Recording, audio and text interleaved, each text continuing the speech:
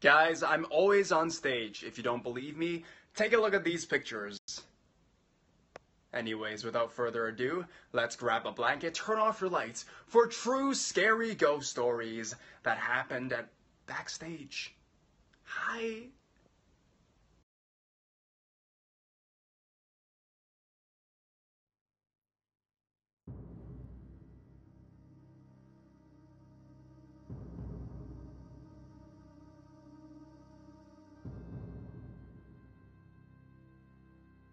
The Haunting of THAMESIDE Theater. Before I start my experience, this is my first post and I am now 15 years old. This happened to me when I was about 8. I can feel the presence of a spirit's energy. This story is about the presence I could feel at the theater back when I was 8 years old. The theater itself is on the top floor, level 3 of the THAMESIDE complex, and has been there for years, I believe back to the 80s. There's a backstage staircase which leads down to the changing rooms, toilets, and fire exit stairwell. The changing rooms are located on level 2. On with the story. When I was 8, I was doing my first theater production, which was Chitty Chitty Bang Bang. Being on stage and in the auditorium, it was all fine. But once I took one step into the wings, the backstage, that all changed. Once stepping into the wings, I would get really bad chills down my spine and just got really cold. This was the same feeling around the entire backstage area. I remember having to go down the stairs to the backstage toilets on my own. Even though I was on my own, I couldn't help having the feeling that somebody or something was there watching me and following my every movement. Once I went to the toilet, I quickly rushed up the stairs and went back on the stage or auditorium, and I'd feel fine again. If I wanted to use the toilet for the rest of the week, I would always go with someone else, never on my own. Following years, I never experienced anything else at the theater, but I still believe it's haunted. It was only last year a crew member of the theater told me that he believes it's haunted. Working there for years, he told me he has seen lots of things he cannot explain. I will never forget about the experience being my first, and always believe the theater is haunted. Thanks for reading. The White Wings.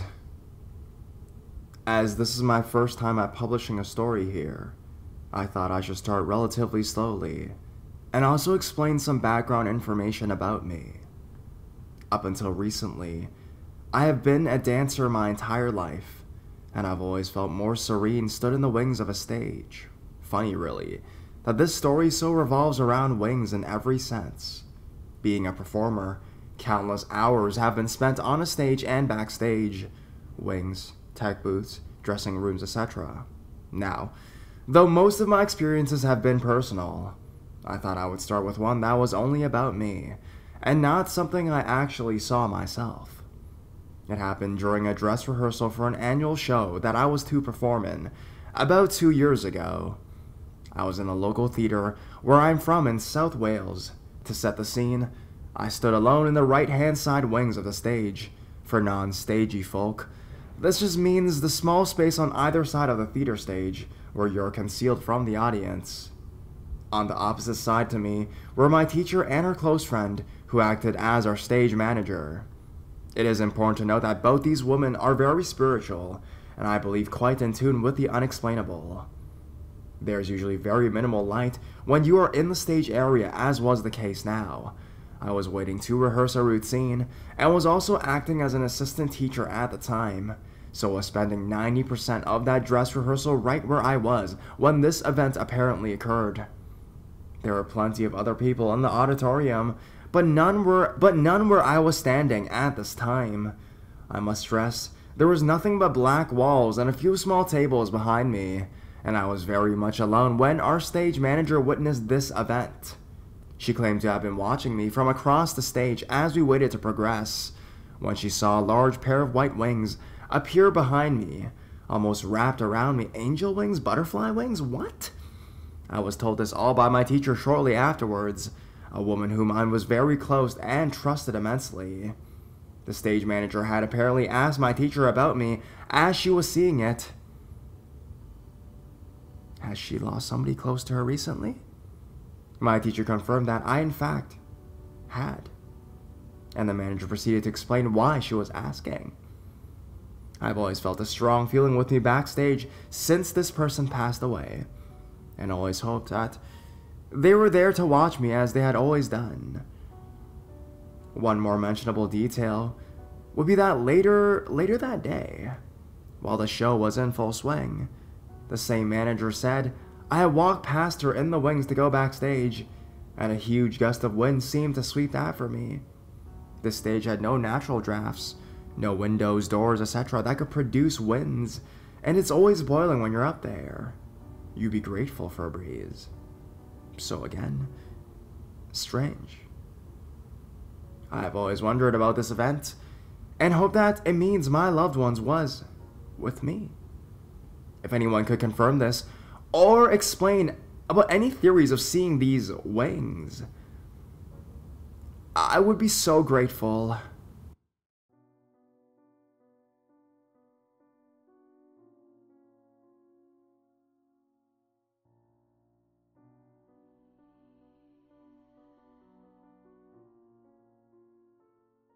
Spirits of St. Mary's. This is just a little collection of experiences from St. Mary's University. I went here for a year and a half, dropped out for financial reasons, but I still collected some stories. The first experience I had is actually the only full-bodied apparition I've seen. I was in the theater for class. I was a theater major, and we were sitting in the seats. The curtains on the sides of the stage were pulled up so you could see backstage on the sides. Stage left, where no living people were, I see a bright white figure walk upstage towards the stairs to go up to the catwalk. It was a woman, wearing an old-style fashion dress. Later on in the green room, I went over to get a look at the portrait that hung there, of Dorothy Magnus, who had funded the building of the theater. The figure had looked just like her. I figured it was her, checking up on her dear theater. It was wonderful, and I feel special that, even though there were a ton of other students in there, she only appeared to me. My other personal experience was in Heffron Hall. If you Google Heffron Hall, it will come right up. Within the last 10 years, I believe that it was declared one of the most haunted dorms in the country. You can go read the stories, including a series from our local paper, in the Winona Daily News, and it's an interesting read. Anyways, from my last semester, there I lived in Heffron Hall on the 3rd floor. I hadn't been in to see what the rooms were like, so the summer prior to moving in, I wandered into the unlocked 2nd floor. They had been painting and doing some remodeling, so the carpet was all ripped up, but I went in anyways. It looked like no one was there. I went down the hall a bit, and down near the end of the hallway in one room, there was suddenly a huge racket, like things being tossed around like crazy. I was like, uh-oh, I hope I don't get in trouble for being in here. I'm not sure why, but I went down the hall to see who was in the room down there. The room itself was totally empty, except for the empty bed and desk. I was startled, but I was like, yes, I had an experience in Heffron. That fall when I moved in, nothing really happened though. Several times when I was up late, I would start feeling very uneasy, but it was probably just me working myself up from reading stories about the hall online. The next experiences are ones from my close friend.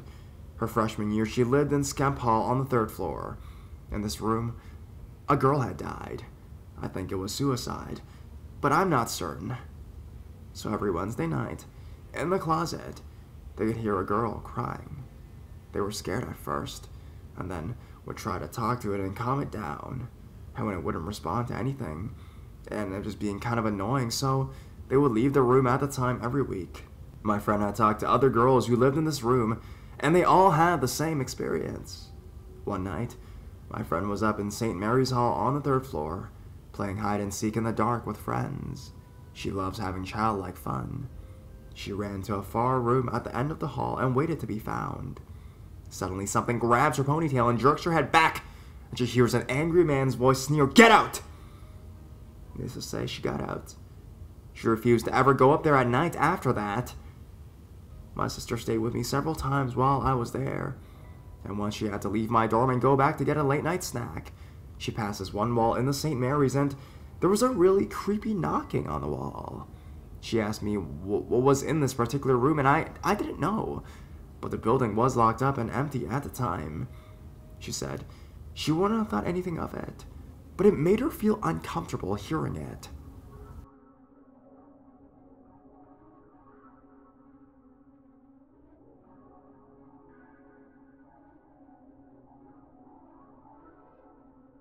Singing till the end. Here's another story from the same school I studied at in high school. This one happened to my best friend in our auditorium. My best friend is a member of the Thespians Club. I'll call her Irene here. They held plays in our school auditorium every August, which is the month given to them by the school administration to celebrate the founding of their organization. They also supervise any other skits or plays to be shown on stage for any other organizations that's going to celebrate their week or month. She was the vice president of the Thespians Club, and officers of the club normally stay late in school to prepare for plays. This particular thing happened to her one late afternoon while preparing for a play to be shown by the Kung Fu Club. Our auditorium had red curtains with wide stages. It's really beautiful, but if you look backstage, it's a war. There's a lot of props and costumes left off by other organizations that perform plays or other shows. All the trash are left here. In any case, some other group might need such prop or costume, and they were really not kept that orderly, even with much work from the Thespians Club. Irene and the president of the club, which I will call Rachel, stayed late to prepare for the said play. They asked all the other members to go home due to the time, and since Irene's parents are abroad, and Rachel only lives a few blocks away, they can come home late unlike the other students. Irene and Rachel worked on fixing the props and the set for the upcoming play when Rachel felt that the auditorium was so silent. So she went upstairs to the audio room and played some local music. She rested there for a few moments when the song Beautiful Girl played.